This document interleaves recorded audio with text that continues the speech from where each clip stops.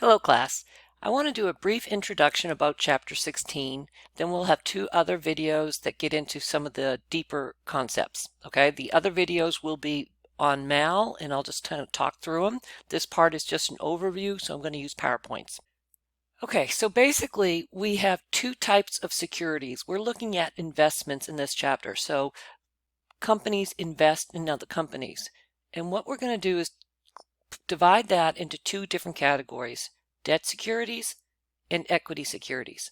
Now we know from a prior chapter that there are hybrid securities, and so what we're going to do is just pretend we don't have to deal with that right now, and that it clearly falls into one or the other. Okay, so with that, let's look at what a debt security is. Basically, it's going to be notes or bonds, and there's just two main things going on here.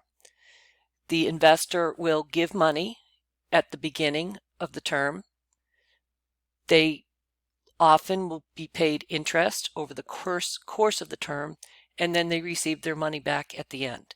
There are some times that you could defer the interest to the end, meaning that they don't get the periodic interest payments, but that would mean that in the end that they get a bigger lump sum that will be both the interest and the principal. But in general, let's assume that they pay periodic interest, and that's how we'll proceed with this. So those are our two things. We will receive interest as an investor, and we'll get a lump sum at the end. We'll get our money back. And so it's a nice way to raise money if I have cash now.